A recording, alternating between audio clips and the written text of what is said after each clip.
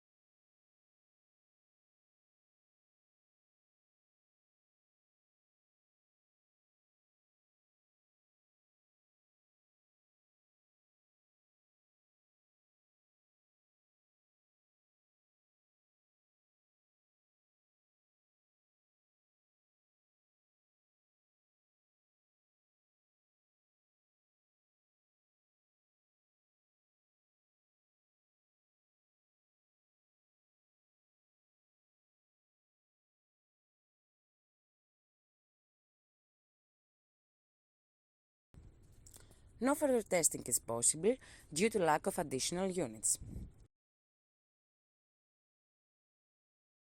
It is now clear that PCB is working successfully and it is ready to be delivered to the customer.